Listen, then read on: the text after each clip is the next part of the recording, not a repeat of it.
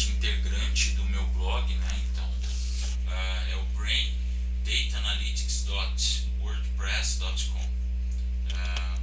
É importante que vocês acabem se cadastrando lá também. Há uma forma de vocês poderem se cadastrar nesse blog, e toda vez que eu adicionar um novo post, vocês recebem um e-mail e ficam sabendo quando isso ocorreu, tá?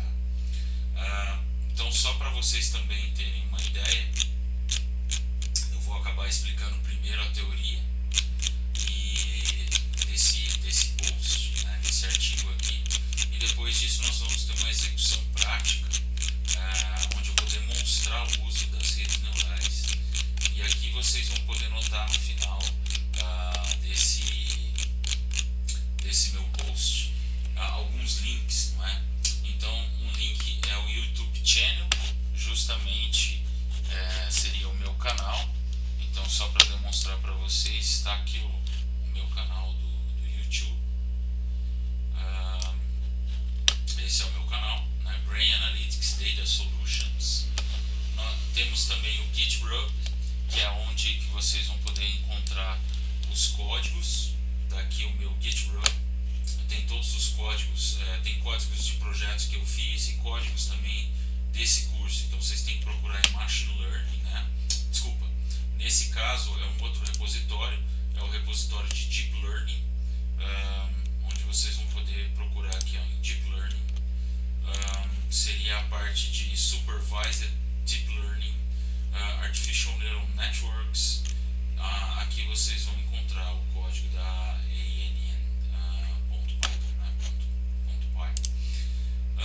nós temos também, é muito importante dizer isso, na verdade um grupo no LinkedIn.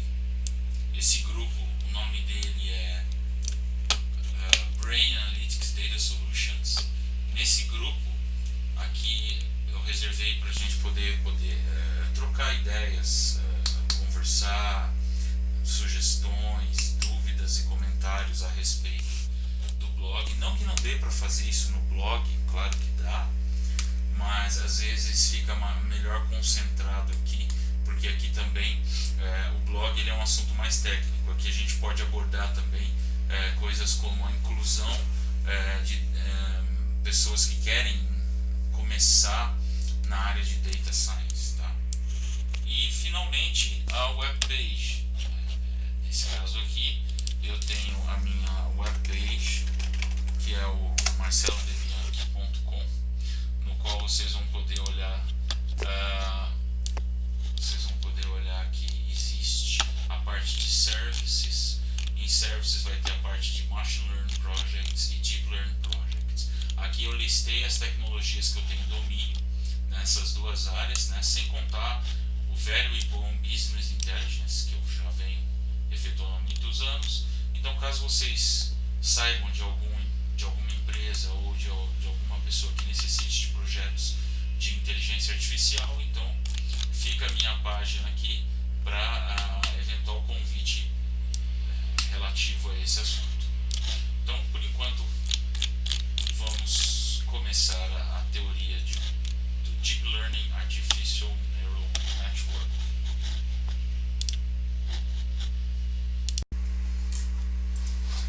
Bom, pessoal, o que acontece então nesse meu artigo aqui é que nós vamos falar agora da parte teórica. Então, o primeiro passo é entender o que é Deep Learning, não é? Então, Deep Learning faz parte de uma família mais ampla de métodos de Machine Learning. Eles são baseados em redes neurais artificiais com aprendizado de representação, né? O aprendizado ele pode ser de dois tipos: supervisionado, semi-supervisionado e não supervisionado. Eu vou abordar esses três tipos de aprendizado um pouco mais para frente nesse mesmo blog, tá? Então, a gente tem essa figura onde ela representa essa bola maior, Artificial Intelligence, não é? Nesse caso aí, é a área como um todo, né? Ela estuda, no caso, padrões de comportamento humanos, né? E aí ele tenta, na verdade, reproduzir padrões de comportamento humano, né? No seu entendimento. Machine Learning é uma sub-área de AI. O que é Machine Learning, então? Na verdade, Machine Learning é a capacidade que computadores têm de aprender, né, através de dados, não é?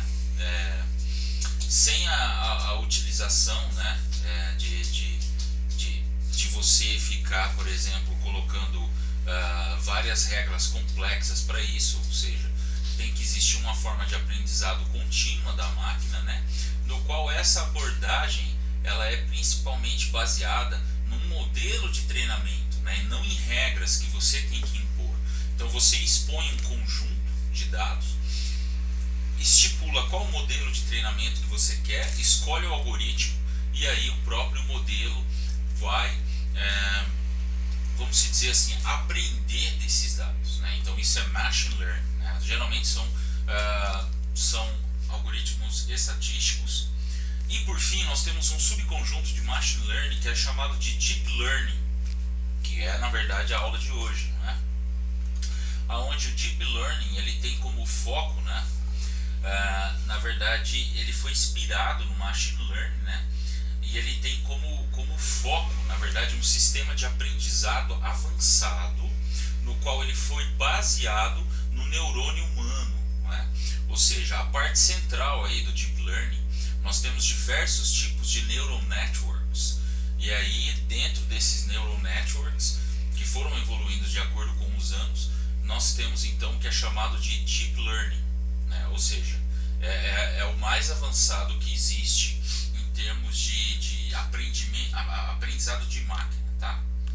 Então as arquiteturas de Deep Learning, né? Ou seja, como Deep Neural Networks, Deep Belief Neural Networks, Recurrent Neural Networks, Convolutional Neural Networks, são os tipos de redes, elas foram aplicadas a diversos campos que incluem, por exemplo, visão computacional, reconhecimento de fala humana, processamento de linguagem natural humana, reconhecimento de áudio, filtragem de redes sociais, tradução automática de uma língua para outra, bioinformática, que é algo que eu acredito que vai evoluir muito, né?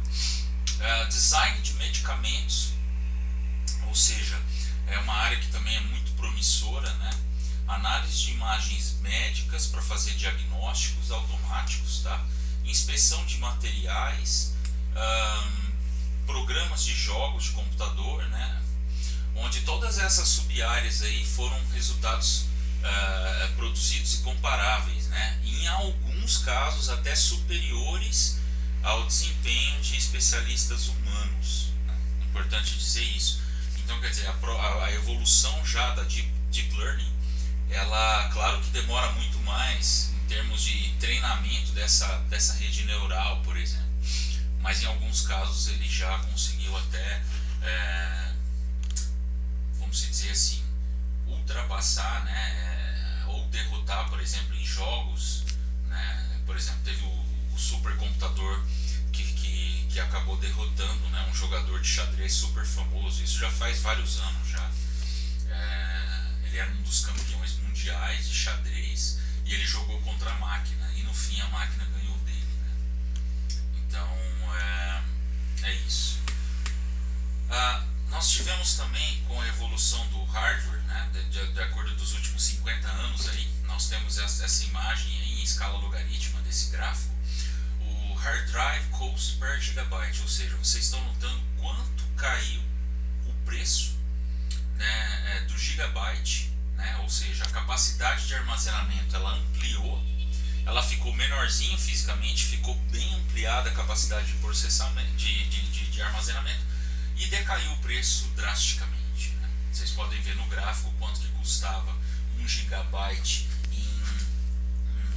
vamos supor aí, em 1985 e quanto que custava 1 gigabyte no ano aí de 2015. Então foi um preço que realmente ficou muito a favor da tecnologia. E pelo contrário, nessa outra imagem aqui na figura 3, nós temos o crescimento exponencial do poder computacional. Por um lado baixou muito o preço do hardware, né, e do armazenamento, e por outro lado subiu muito a capacidade de processamento das máquinas que temos hoje, né? Tanto é que a gente chama de ponto de singularidade. O que é isso? Está aqui no gráfico, né? A origem é a revista Time Magazine. Aqui a gente tem alguns pontos importantes a analisar nesse gráfico aqui. Nesse gráfico vocês podem ver que a capacidade de processamento do cérebro humano ela vai ser ultrapassada, né? Onde as máquinas irão, por exemplo, resolver problemas numa velocidade e numa capacidade tão grande que vai ultrapassar a capacidade do cérebro humano. A previsão em 2045, mas acredito que antes disso, né, a gente chama de ponto de singularidade, que é o que vai acontecer, mas antes disso, de repente até uns 5 anos antes, talvez aconteça isso daí. Então agora, depois dessa pequena introdução, vamos entrar em o que realmente é redes neurais. Redes neurais artificiais é uma técnica que apresenta modelos matemáticos que foram inspirados na estrutura de neurônios de organismos inteligentes. Ou seja, né, uma grande rede neural artificial pode ter milhares de unidades de processamento, como é o cérebro humano. O sistema nervoso humano ele é formado por um conjunto extremamente complexo de células denominadas neurônios. Esses neurônios eles têm um papel fundamental no comportamento, né, do corpo humano. Eles fazem toda a parte de raciocínio acontecer na estrutura cerebral, tá? Então a formação desses neurônios, na verdade o formato deles, eles têm os dendrites, o neurônio mesmo, e os axônios, né, que é a cauda dele, né? Então a reação a comunicação entre esses neurônios através dos pesquisadores foram chamadas de atividade de sinapse, não é?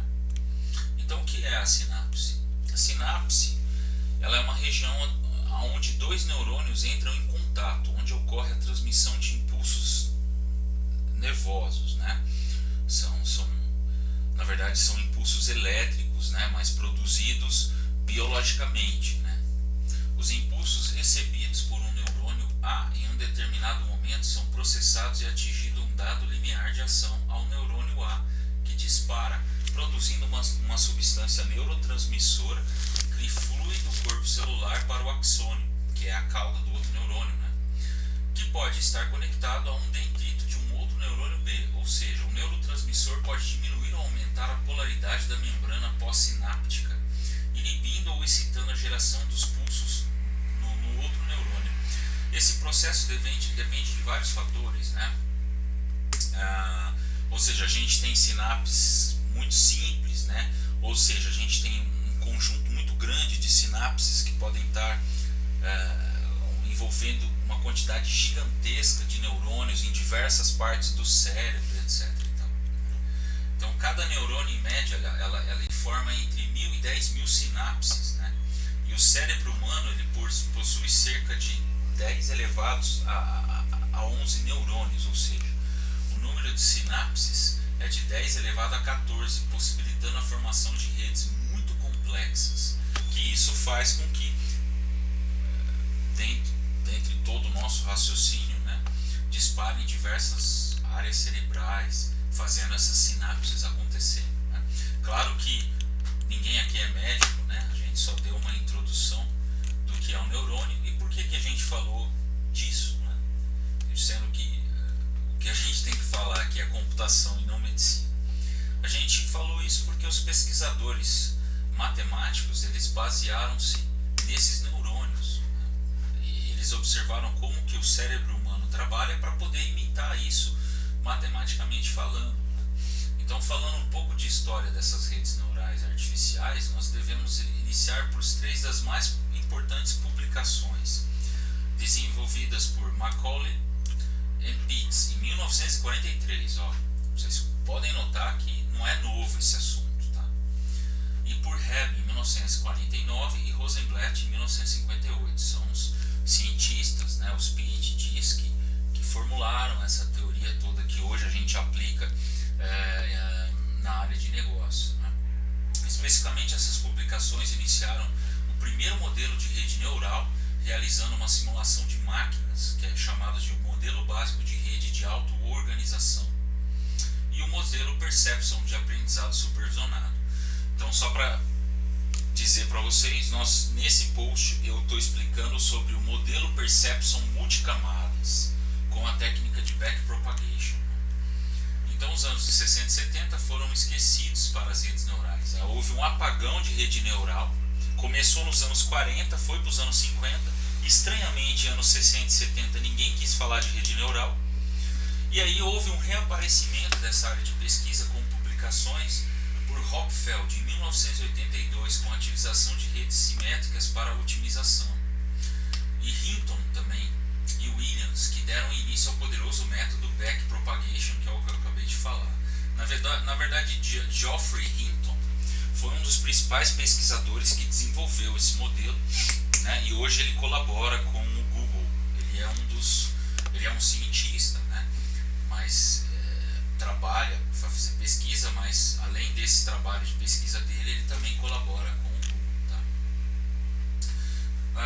Então, falando agora do neurônio. O que é um neurônio matemático? Uma rede neural ela é composta por diversas unidades de processamento, no qual o funcionamento é até considerado simples. Essas unidades, em geral, elas são conectadas por canais de comunicação que estão associados a um determinado peso. Essas unidades fazem operações apenas sobre seus dados locais, que na verdade são entradas recebidas pelas suas conexões. O comportamento denominado inteligente de uma rede neural vem dessas interações entre essas unidades de processamento nessa rede. A unidade de processamento proposta por Macaulay Pitts em 1943, né, foi a primeira unidade de processamento de um neurônio. Ela pode ser resumida da seguinte forma: na entrada os sinais são apresentados, cada sinal é multiplicado por um número que é chamado de peso, ou seja, ele vai dar uma influência naquela unidade. Então é realizada a soma ponderada dos sinais que produzem um nível de atividade. Se esse nível de atividade exceder um certo threshold ou limite, a unidade vai produzir uma resposta de saída. Ou seja, vocês podem ver esse modelo matemático aqui. Vocês têm aqui cada entrada desse neurônio aqui. Vamos supor, eu tenho X linhas, né, no meu dataset. Cada linha vai representar uma entrada diferente desse neurônio. A gente tem no meio aqui uma função de soma. Dentro dessa função de soma a gente chama de função de ativação. Essa função de ativação é que vai dar o sinal se esse neurônio vai ser ativado ou não e passar o sinal para a próxima camada do próximo neurônio, imitando assim o cérebro humano. Né? O cérebro humano, a gente tem um neurônio que ele passa sinal ou não. Né? Então aqui é a mesma coisa. Então a gente tem uma função que é chamada função de ativação e a gente tem um output dessa função de ativação. Né?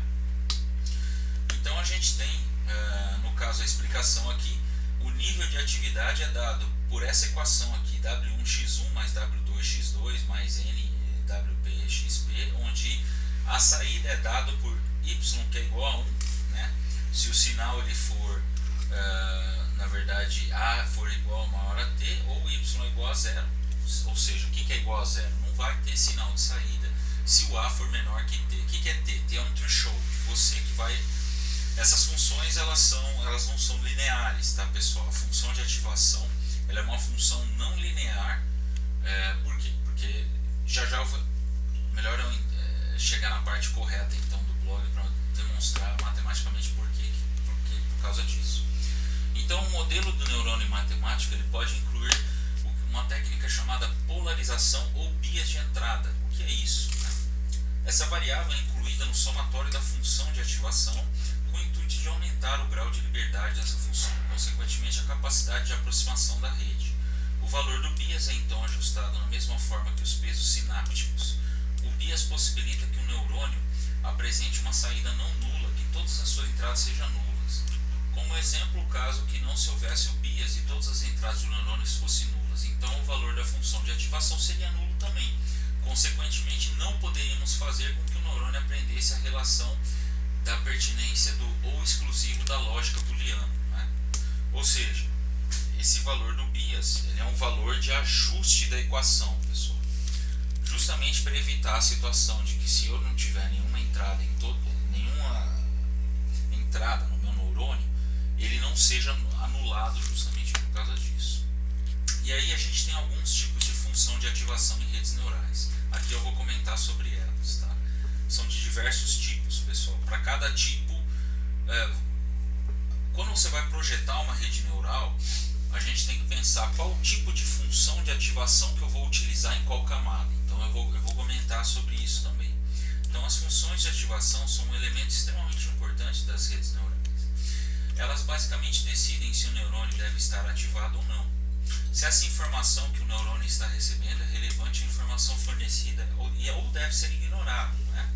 As funções de ativação tornam possível a técnica de propagação da informação, né, de acordo com a rede neural, desde que os gradientes sejam fornecidos juntamente com o erro para atualizar os pesos e as vias. Eu vou explicar também, quando a gente pegar um gráfico de rede neural, como que é o funcionamento dinâmico dela.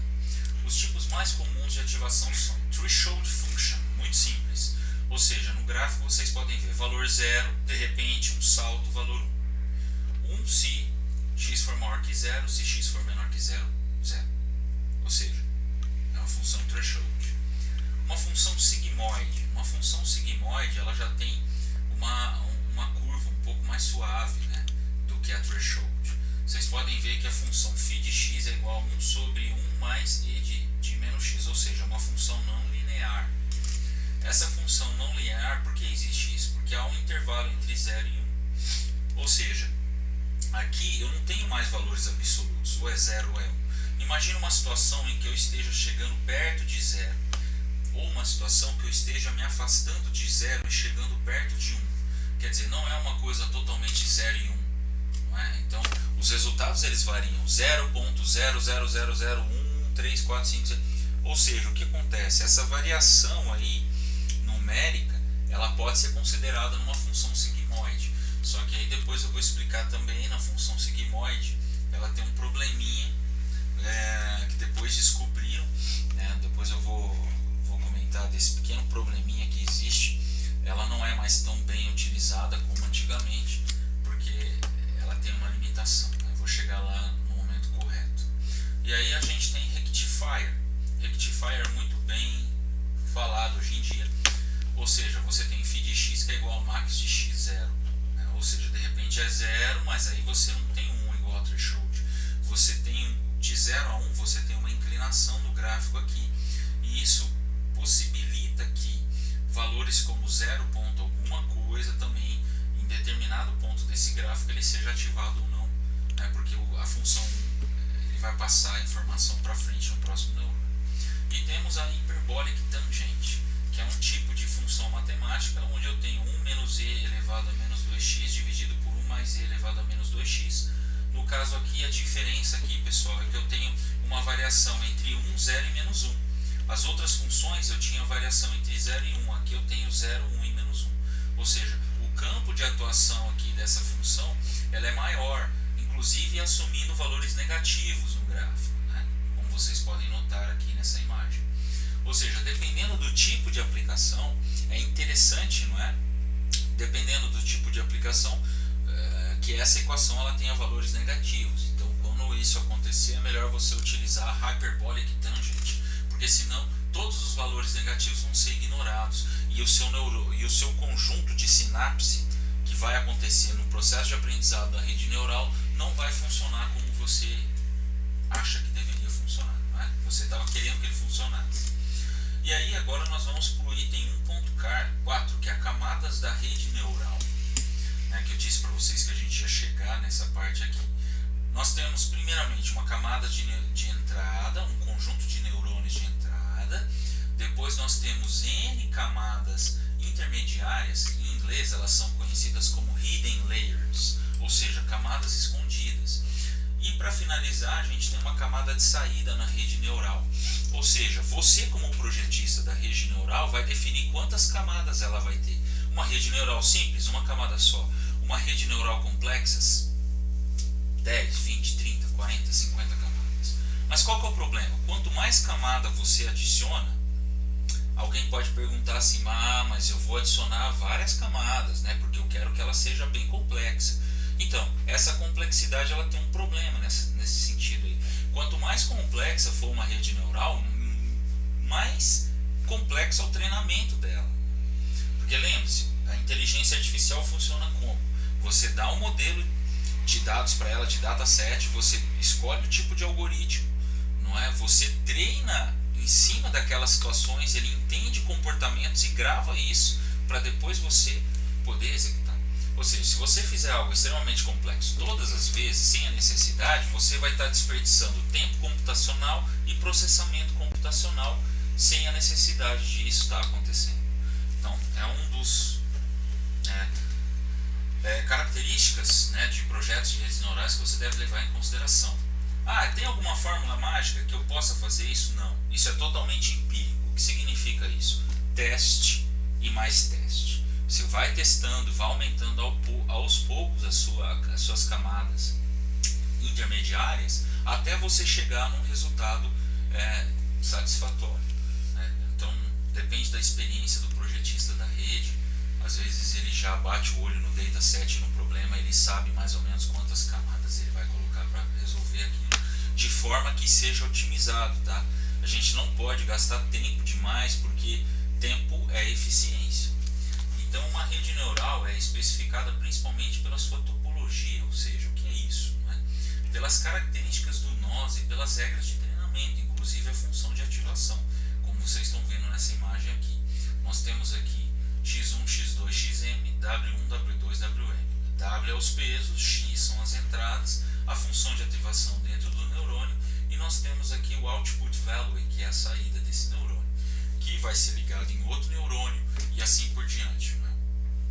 Eu vou explicar então mais um pouquinho para frente como que funciona o processo, como que a rede neural aprende, né? Que é uma das coisas que vocês devem estar pensando nesse momento. Quem nunca viu rede neural, é um iniciante em redes neurais, tem a maior curiosidade, assim, como que é.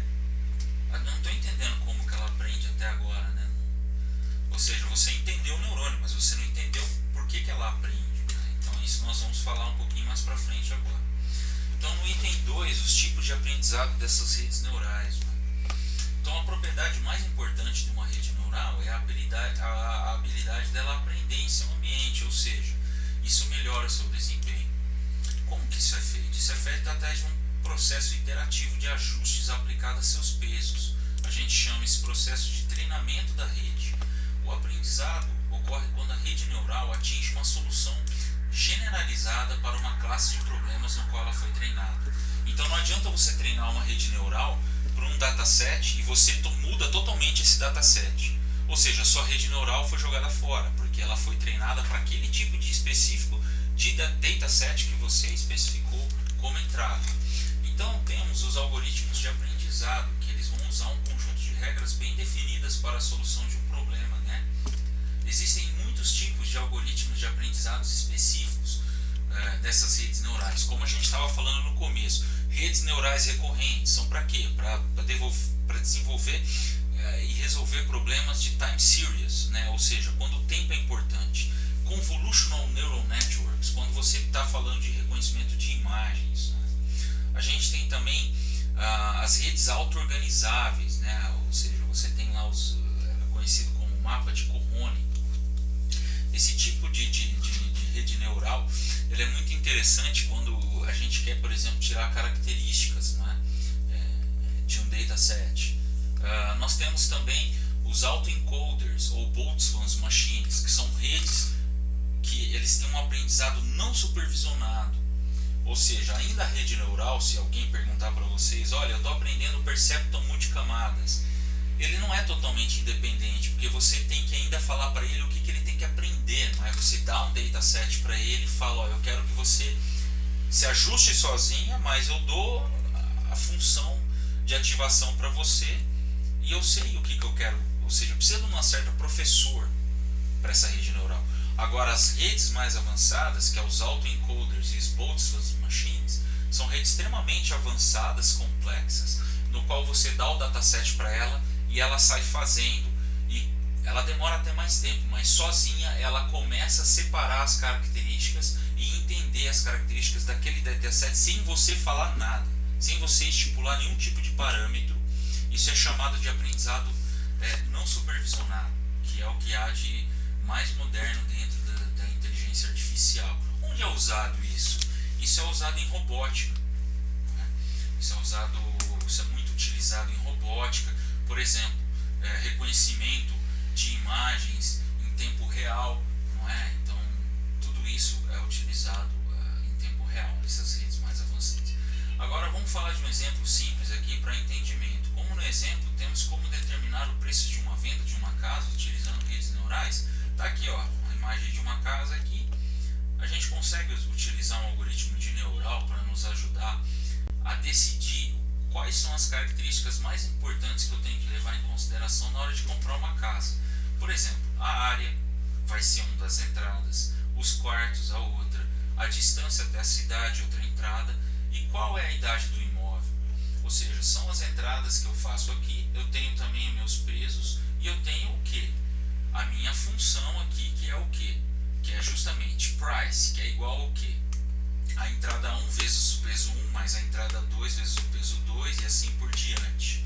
Ele soma todas essas entradas aqui e atribui a multiplicação dos pesos.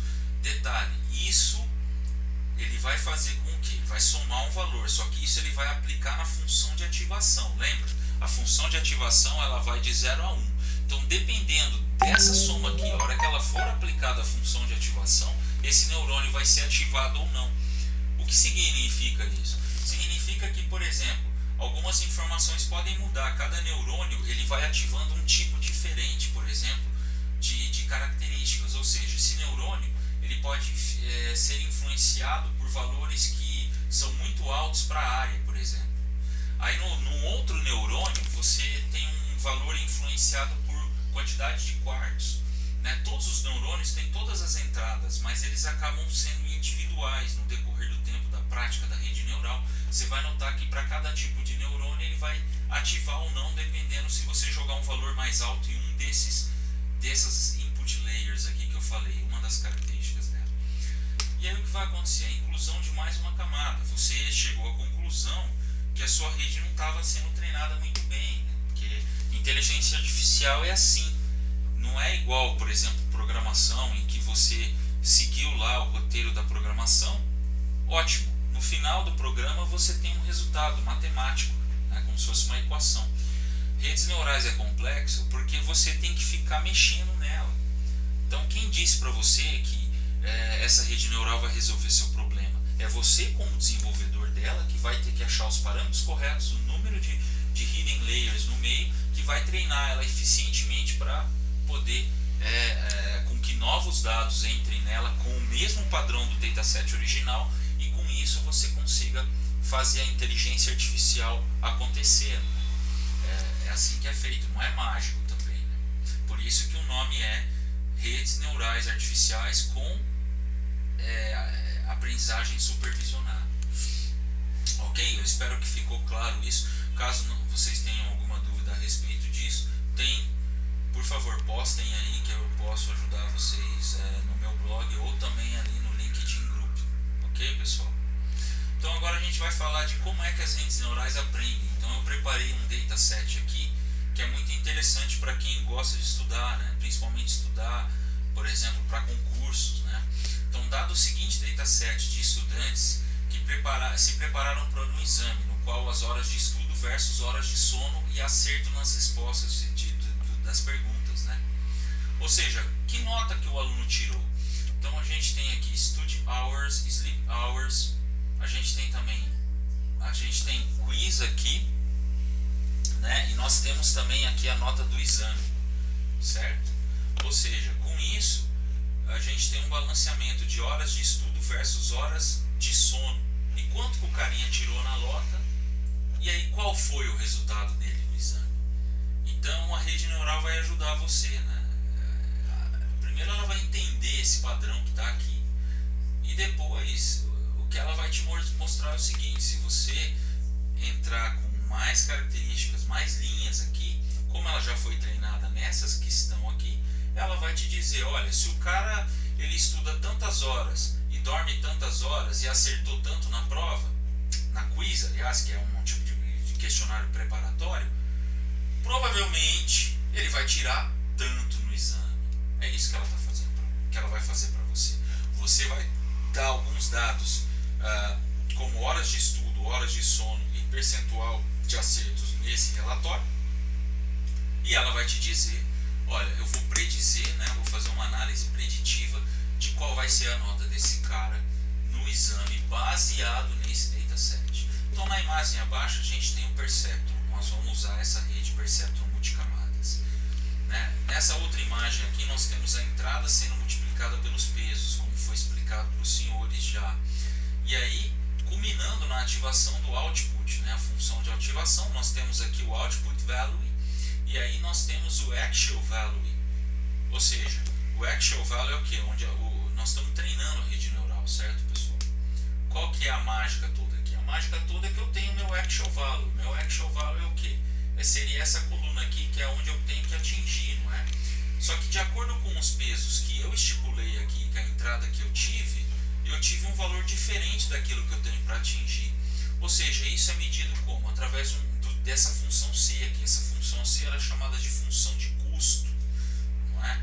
Essa função de custo ela calcula o que? O erro entre aquele valor que você saiu da rede com o valor que você tem, que você quer chegar. E aí ele monta um gráfico aqui para vocês verem, quer dizer, o valor de saída é esse aqui, ó, mas eu tenho que ajustar os meus pesos, né, para que esse valor de saída que hoje é assim, passe a ser assim. Quando ele chegar a ter o mesmo valor, esse neurônio vai estar calibrado. Mas é só esse neurônio que vai estar calibrado? Não, todos os neurônios da rede têm que estar calibrados para que ela forme uma calibração total, né, para que ela comece a funcionar. Então nós temos aqui esses valores de entrada com o peso. Agora nós temos o que?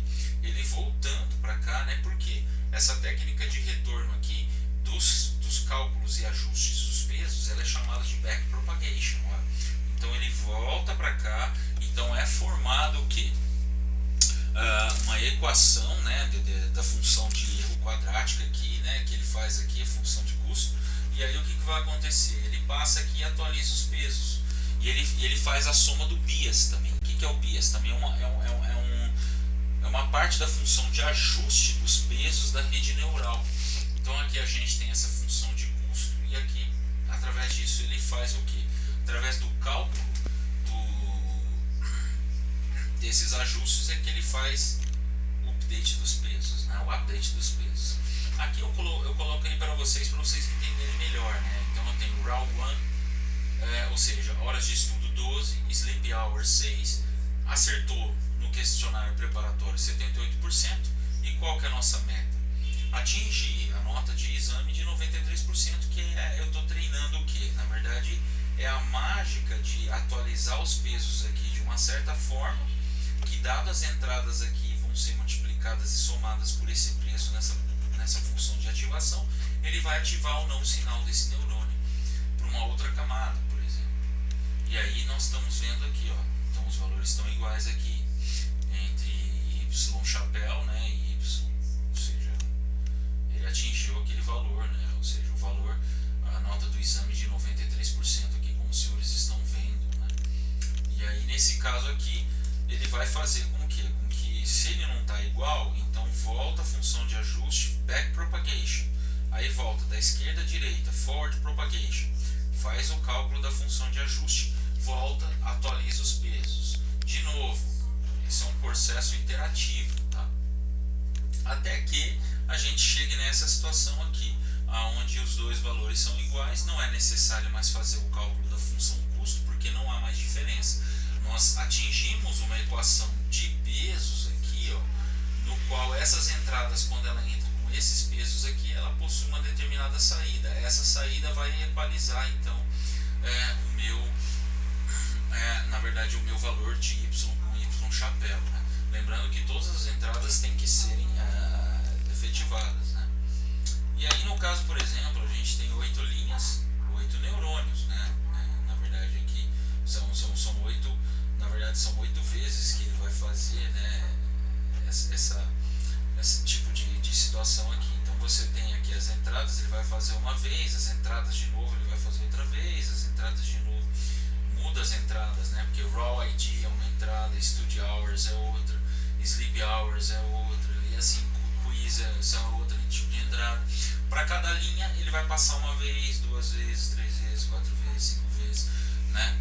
E aí cada dessas passagens podem ser em paralelos, né? Por isso que aí você projeta, por exemplo, redes com mais neurônios ou menos neurônios, né? Então isso é variável, né? Aqui ele está fazendo a correlação entre essa linha e esse neurônio nessa imagem. Nessa imagem a correlação dessas 4 últimas linhas, desses 4 últimos neurônios, e aí vocês podem ver que cada um dos neurônios nós temos o Y e o Y chapéu, que é justamente, ou seja, qual é o meu valor atual e qual é, na verdade, o meu valor de output e a função custo para fazer com que os pesos sejam calibrados da forma correta. Como vocês estão vendo nessa imagem aqui, ó, nas cores verdes e nas cores azuis, esses gráficos de barras aqui. E com isso, nós temos o cálculo da função custo aqui, como eu estava explicando. Ok? E quando eu calculei o custo e faço o ajuste dos pesos aqui, eu estou fazendo o que? O backpropagation acontecer agora aqui, né, pessoal? E aí, o que tem como tendência disso acontecer? Esses valores aqui eles vão ajustando, ou seja, esse valor da função custo aqui ela vai ser cada vez menor, até que os ajustes todos sejam feitos e balanceados. Por exemplo, esse primeiro aqui foi ajustado, mas nós não temos os ajustes dos outros.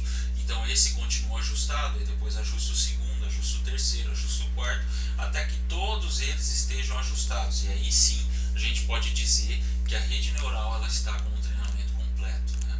Cada uma desses treinamentos completos é chamado de época, né? Então você tem que, por exemplo, você pode estipular que é um dos parâmetros as épocas, né? Ou seja, quantas vezes vai rodar aquela neural network para fazer o conjunto, para fazer o treinamento dela. O treino do perception multicamadas, né? Uma rede neural aprende através de um processo interativo de ajuste de pesos sinápticos. O processo de aprendizagem segue a seguinte sequência: a rede neural é estimulada pelo ambiente de informação, a estrutura interna da rede é alterada como resultado do estímulo. Devido às alterações que ocorreram em sua estrutura interna, a rede tem modificado as suas respostas aos estímulos desse mesmo ambiente, não é? Então, para o perceptron multicamadas, temos o aprendizado supervisionado, o qual é caracterizado pela presença de um professor externo, como eu havia dito aos senhores, não é? Então, aqui a gente tem um processo de peso, né? Onde a gente tem aqui, na verdade, um peso iterativo que é esse delta, né? Então, delta é a variação, né? Onde você tem aqui que é uma constante pequena, né? Que é chamada taxa de aprendizado. Então, o objetivo do procedimento de aprendizado por correção de erro é ajustar os parâmetros de rede de modo que a resposta observada se aproxime da resposta desejada, no qual a seguinte formulação matemática, né? Dados de treino são linearmente separáveis, né? Onde é suficientemente pequeno o percentual de aprendizagem aí. Uma das coisas que a gente tem que deixar bem claro aqui, pessoal, é todo mundo que mexe com reconhecimento de padrões, que é uma área de pesquisa, entende do que é a maldição da dimensionalidade. O que é isso? A maldição da dimensionalidade ela se refere a vários fenômenos que surgem ao analisar e organizar dados em espaços de alta dimensão. O que é um espaço de alta dimensão? Geralmente com centenas ou milhares de dimensões, né? Ou seja, uma quantidade enorme de dados, né? Que não ocorre em ambientes de baixa dimensão. A expressão foi cunhada por Richard E. Bellman e ao considerar uns problemas na programação dinâmica. Ela ocorre em domínios como análise numérica, amostragem, análise combinatória, aprendizado de máquina, que é o machine learning, não é? Ou seja, mineração de dados, etc. E tal. Essa escassez é um problema pelo método que exige a significância estatística para obter isso daí. Então, qual a relação entre rede neural e a maldição da dimensionalidade? Não é? Nesse caso, a resposta é que a imagem de uma rede neural com um número muito grande de entradas, consequentemente, o número de iterações que seriam necessárias para o ajuste dos pesos e a função de custo. Backpropagation seria muito grande, essa fase de calibração esteja terminada, ou seja, como no exemplo da imagem de uma situação hipotética, com o computador tivesse que calcular uma rede neural com um número extremamente alto de combinações.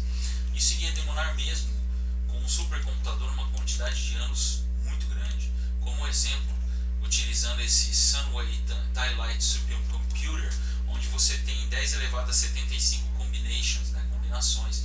Mesmo usando um computador desse tipo para calcular esse número de combinações, seria necessário 3,42 vezes 10 elevado a 50 anos para calcular, utilizando redes neurais, né, com todas as combinações possíveis, porque o número é muito grande para você efetuar todas as possíveis combinações entre os elementos de entrada. Ou seja, 1000 elevado a 25, né, combinações é igual a 10, 1000 elevado a 25 entradas é igual a 10 elevado a 75 combinações. Então, qual é a resposta para que a gente possa fazer isso de uma forma que a gente consiga ter eficiência? A resposta é cortar o caminho. Como a gente corta o caminho? Calculando de forma rápida uma função de custo, mas com uma determinada técnica. Essa técnica é chamada de descida do gradiente, não é?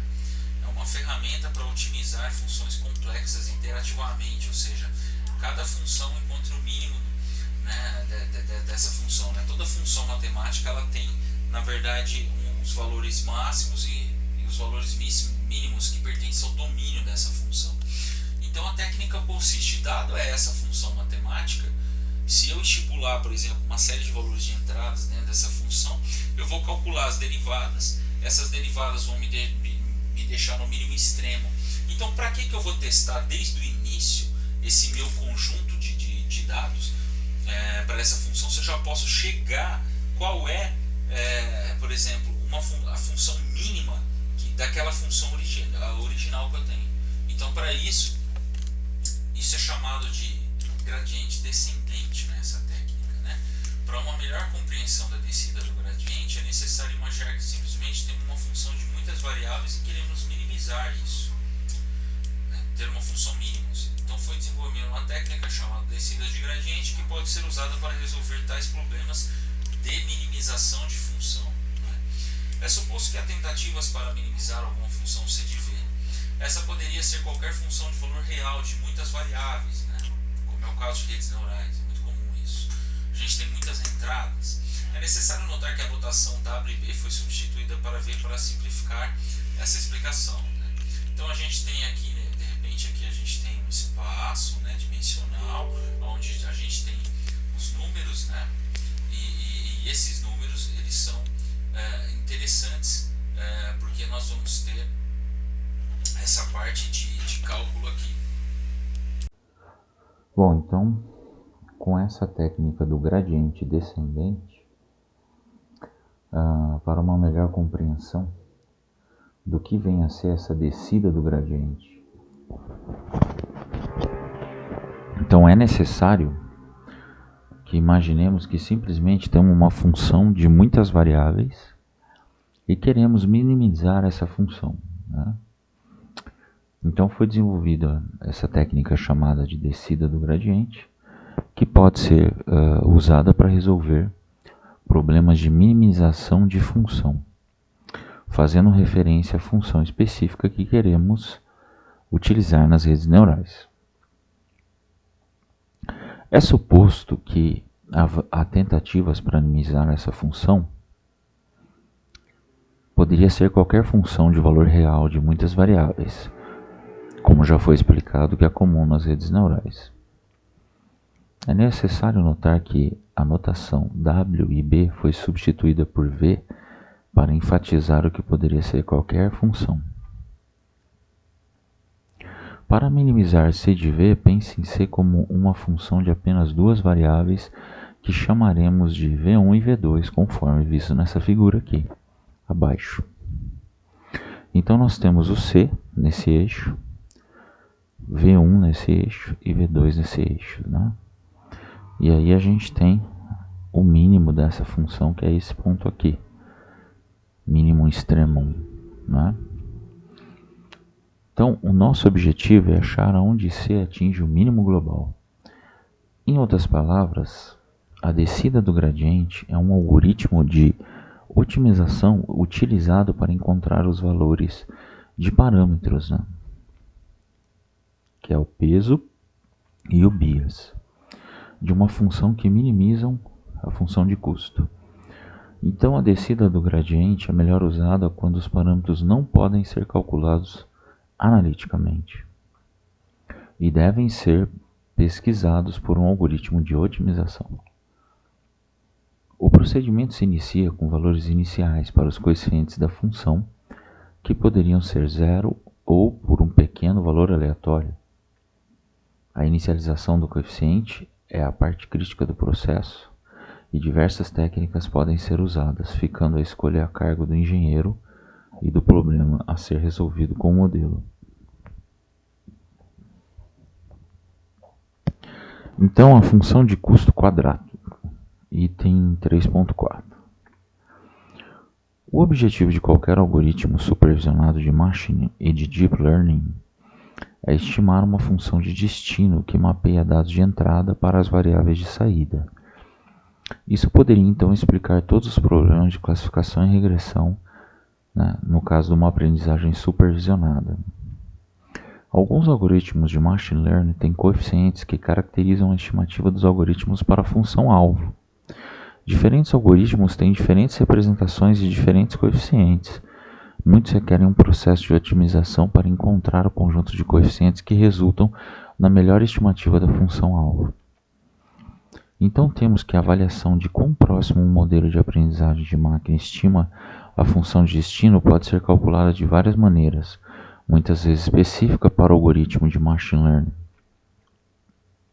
A função de custo envolve a avaliação dos coeficientes do modelo de machine learning, calculando uma previsão para o modelo de cada instância de treinamento no conjunto dos dados e fazendo comparações de previsões com os valores de saída reais e calculando a soma do erro médio. Então nós temos aqui, considerando o caso simplificado da unidade linear, né, ou seja, os pesos, né, multiplicados pelas entradas, o objetivo é aprender, né, que os pesos minimizam o erro quadrático. Então, o erro quadrático é meio da somatória de D que pertence a D maiúsculo de TD menos OD ao quadrado, onde D é o conjunto do exemplo de treino e TD é o treino para o exemplo. Nisso, então, temos que o custo ele é calculado por um algoritmo de machine learning em todo o conjunto de dados de treinamento para cada iteração do algoritmo, ou seja, da descida do gradiente. Uma iteração do algoritmo é chamada de lote, e dessa forma, a descida do gradiente é referida como descida do gradiente em lote. Ou seja, nesse gráfico é possível verificar isso. Então, nós temos a função de custo, né? O erro quadrático aqui, o valor, né? Nesse y, e aí a função, né? Ou seja, em vez de você testar todos esses pontos da formação, né, desse espaço aqui de bidimensional aqui, por exemplo, então você tem, né, a derivada aqui que ela bate aqui, até ela chegar ao mínimo extremo da função. Ou seja, para que a gente não perca tempo nem processamento, não é necessário que a gente processe desde o início. Se a gente pode criar um atalho e chegar no ponto exato dos dados que a gente tem que fazer o processamento, nessa função de erro, né, para criar um mínimo, e aí com isso a gente já cai direto no balanceamento, né, no calibration, né, na calibração ali dos pesos corretos, né?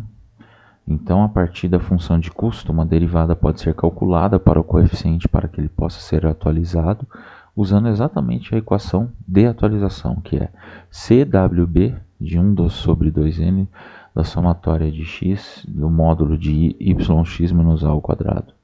Função de custo quadrática, onde o gradiente ele é tido nessa função, a regra de termo nessa função matemática, né, chegando à conclusão sobre essa. Ou seja, a descida do gradiente é a forma comum de descida em machine learning. Existem outras técnicas. Então, nessa imagem aqui, o que a gente vê? A gente vê, em vez de eu ficar testando todos esses pontos das diversas dimensionalidades aqui, né, desse dataset. Com essa função eu consigo gerar esse atalho e ir até o ponto de mínimo, né? Eu estava aqui nesse círculo mais exterior e fui até o círculo mais interior, né, utilizando essa regra do gradiente descendente, e com isso evitando, né, esse problema que a gente comentou um pouco anteriormente, que é a maldição da dimensionalidade. E aí o que foi mencionado aqui, que o 10 elevado a 75 combinations, né, o número de anos que iriam demorar para realizar esse tipo de cálculo aí, né? E aí a gente tem um item chamado Forward and Back Propagation, né? Ou seja, na imagem abaixo temos o estágio de Forward Propagation, ou seja, quando a rede neural ela vai do input layer em relação à direção do output layer. A gente tem input layer, hidden layer 1, 2, 3 and output layer, ou seja, da esquerda para a direita. E na outra imagem aqui, a gente tem o que a gente chama de back propagation, ou seja, a gente está no output layer, então passa para hidden layer 3, 2, 1, até chegar em input layer. Vocês podem notar que cada um desses neurônios aqui, eles estão ligados a todos os outros neurônios da outra camada, né? Então esse segundo neurônio está ligado com todos, terceiro com todos, quarto com todos, quinto com todos, né? E assim por diante. E aqui essa outra hidden layer também vai ter conexão com essa outra hidden layer 2, acontecendo a mesma coisa, né? Ou seja, eu tenho esse neurônio aqui ligado a todos os outros neurônios da outra camada. Então, com isso, a gente chega na parte 4 desse meu post, no qual aqui é um step by step de como o Artificial Neural Network Perceptron Backpropagation trabalha, né? Então, o step 1, ele inicia randomicamente os pesos com números próximos de zero. O step 2, ele inclui a primeira observação do seu dataset no input layer, onde cada característica será incluída em um nó diferente da rede neural. O step 3, ele faz o download do forward propagation, vindo da esquerda para a direita. Os neurônios serão ativados de tal forma que o impacto de cada função de ativação pertence a um dos neurônios, no qual são inflados pelos seus pesos, propagar os neurônios ativados até que tenham o resultado preditivo de Y. O step 4, ou seja, comparar o resultado preditivo com o resultado atual, então fazer a medida para gerar o erro, ou seja, a função de custo que mede a diferença entre o valor de output e o valor atual. Step 5, realizar o backpropagation da direita para a esquerda, ou seja, o erro é propagado de volta. Atualizar os pesos de cada neurônio de acordo com o valor da diferença que foi calculado na função custo. Então a taxa de aprendizagem da rede neural irá decidir qual era o valor para cada um dos pesos nos neurônios de cada uma das camadas. Step 6. Repetir os passos de 1 a 5 e fazer a atualização dos pesos após cada observação. Isso é o que é conhecido como Reinforcement Learning, ou então repetir os passos de 1 a 5 e atualizar os pesos somente após o lote de observações. E nós temos o Step 7. Quando todo o treinamento estiver sido feito na ANN, diversas vezes até os pesos estiverem corretos de cada neurônio, então isso é denominado de epoch, né? Lembrando de novo, né? Quando diversas vezes os pesos estiverem corretos de cada neurônio e de cada camada, né? Ou seja, você faz o forward e o back diversas vezes até que os pesos estiverem corretos de cada neurônio e de cada camada. Então isso é denominado de época. Ou seja, você faz ali o back, o forward, o back, o forward, o back, o forward, né? Até você treinar todos os neurônios de todas as camadas e fazer com que os pesos deles estejam ajustados no back propagation, né? E também nessa questão do bias, né? Que é o valor de ajuste. Então, agora nós temos uma parte que é a parte prática, pessoal. Ou seja, item 5. Nesse caso, nós temos o seguinte dataset, né? Nós temos aqui alguns dados que são importantes, né? Relativo a um banco. Então aqui a gente tem o cliente, nós temos o salário estimado dele, o sexo, a idade, né? Quanto tempo que ele tem de banco, se ele possui cartão de crédito ou não. São informações interessantes aqui no banco de dados de um banco. E aí no final nós temos essa última coluna que é exit, ou seja, se esse cliente ele saiu ou não do banco, né? Então, o que nós temos? Nesse dataset temos os clientes e o nosso objetivo, que é criar um sistema de deep learning capaz de fazer uma análise preditiva se o cliente irá deixar ou não o banco.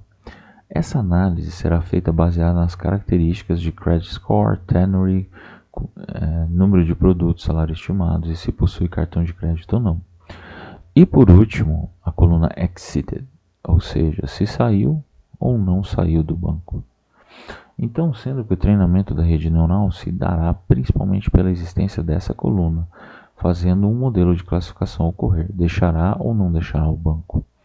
Novos clientes, então baseando-se na análise preditiva da rede neural, Perceptron Multilayer Backpropagation. Então na imagem abaixo nós temos o IDE Spider, usando a linguagem Python, que é do framework Anaconda, e aqui nós temos o código fonte da solução, no qual eu prefiro explicar para vocês usando diretamente o Spider.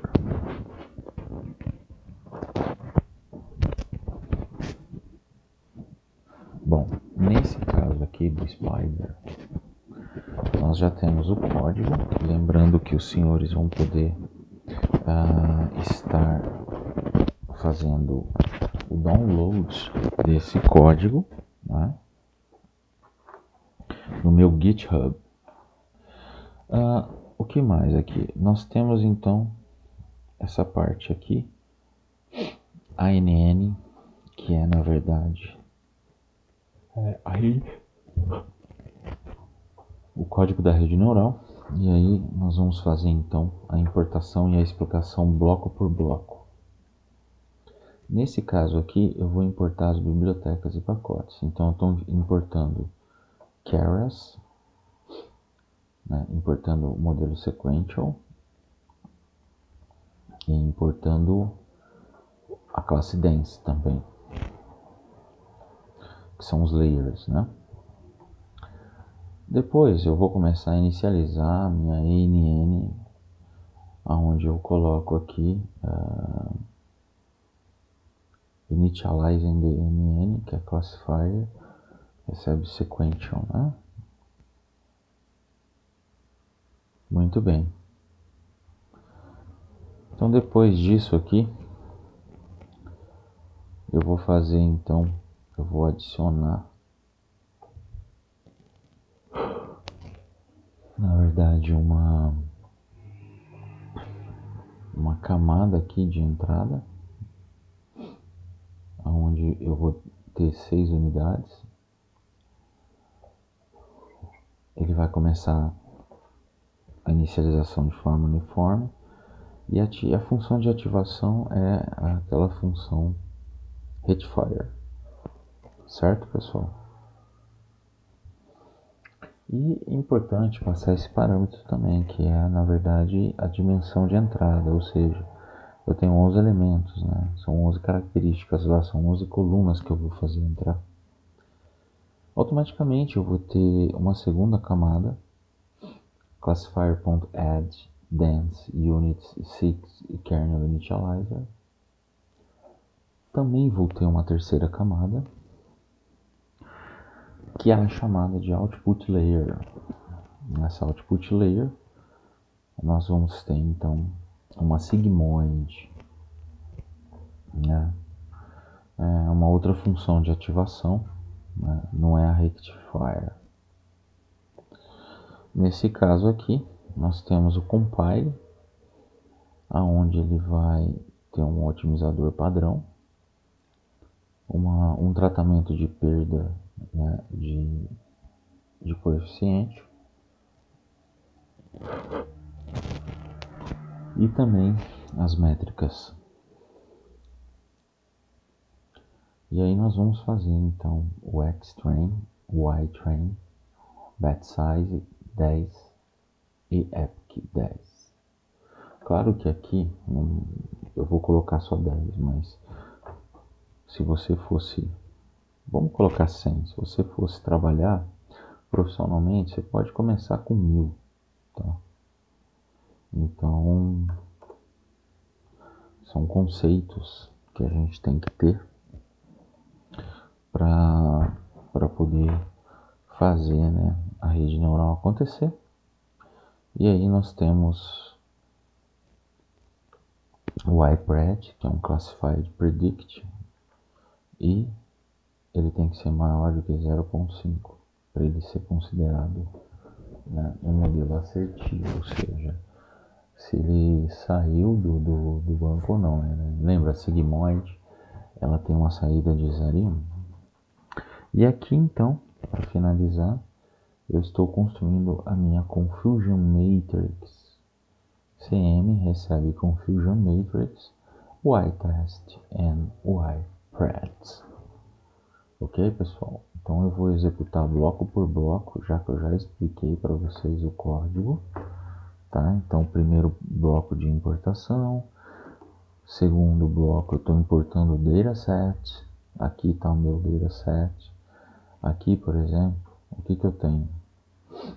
Eu tenho que ele vai da coluna 3 a 13, e no caso aqui o Y ele é na coluna 13, que é aquela última coluna, exit or not, encoding categorical data.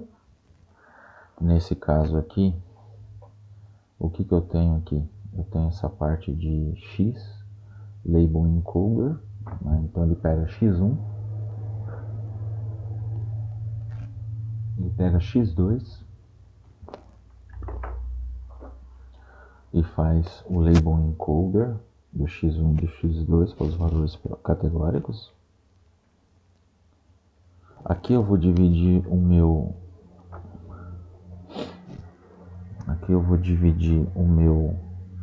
dataset em training set e test set.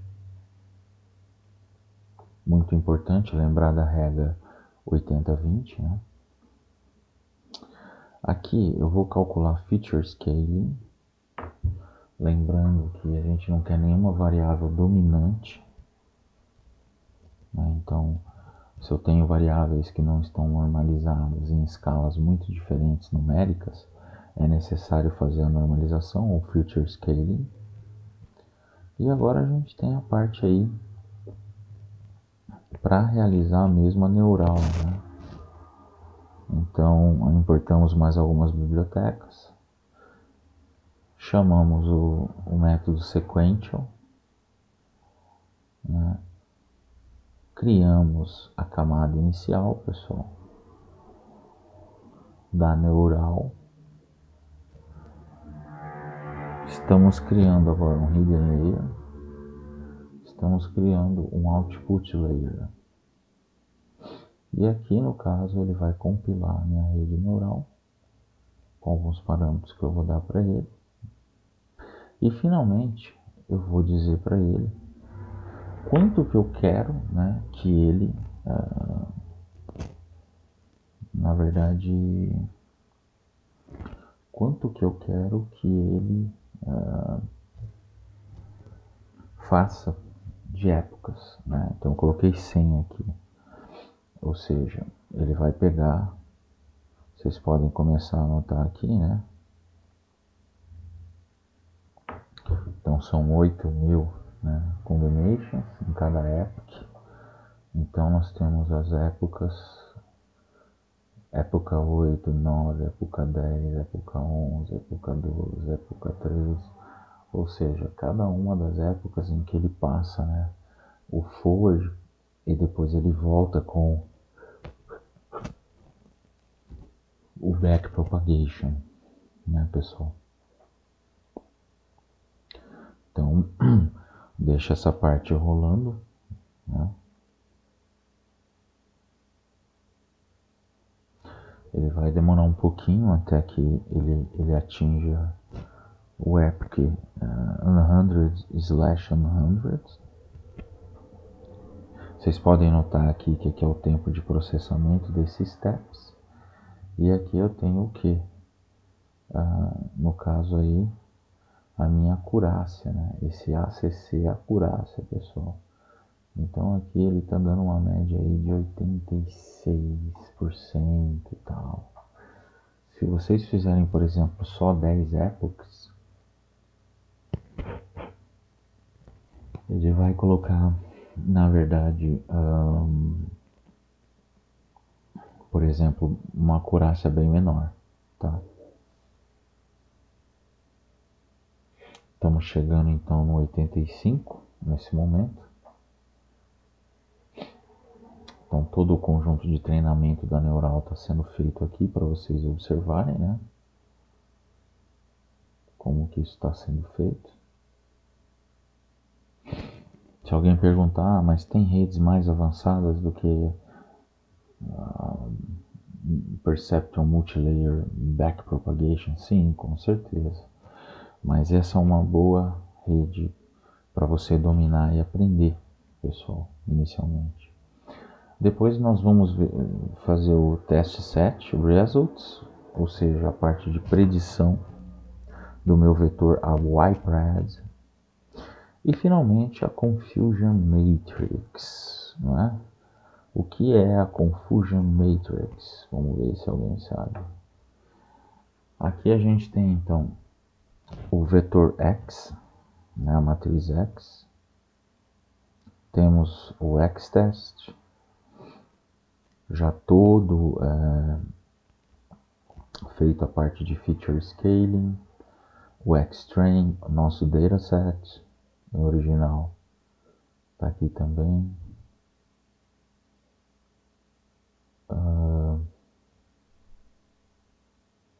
É importante então vocês notarem que a rede neural ela foi treinada, né? E nós temos um modelo preditivo forte agora para novos dados, ok? E para finalizar a Confusion Matrix, né? Que eu prefiro explicar voltando lá para o meu blog, né? Vou voltar para vocês aqui. Aqui então a gente tem a parte da explicação do código, que vocês podem ver. E nesse caso aqui, nós temos a finalização, explicando os cálculos da matriz de confusão. Taxa de acertos é 1566 mais 110, que é você faz o cruzamento aqui na vertical. Os erros 295 mais 29, que é esse cara aqui, também na vertical. E a taxa de acurácia é o que? Se você somar, na verdade, 1566, né, mais esse 324 aqui, você vai ter, né, no total aqui um valor de 2.000, né, amostras. E aí você vai pegar a taxa de acertos e dividir pelo total de amostras. onde vai te dar 0,83 ou 83%, né, por exemplo, de acurácia, né, no modelo. Claro que depende muito de cada uma das vezes que você rodar e da quantidade de épocas que você rodar também. Se você colocar muito poucas épocas ali, ele não consegue fazer o treinamento direito, né, pessoal? Principalmente se tiver uma quantidade grande de um dataset. Bom, então essa parte técnica aqui, ela está finalizada. Bom, pessoal, então eu espero que vocês tenham gostado desse meu post relativo ao redes neurais artificiais, inclusive com implementação prática. Então, lembrando que nós temos lá no meu post a parte do GitHub para vocês pegarem o código para executar, a parte do YouTube Channel, onde tem esse vídeo e outros. Também temos o grupo do LinkedIn para discussões e temos também a minha webpage, caso vocês precisem de serviços ou conhecer alguém que precise também. Então gostaria de agradecer a presença de vocês, que acompanham o meu canal. Se gostou, então coloca aí um likezinho no canal e se inscreve nele, porque a cada lançamento de um vídeo novo vocês vão receber a mensagem sobre isso, tá, pessoal? Então gostaria de me despedir por aqui e até o próximo vídeo. Então fiquem com Deus, todo mundo.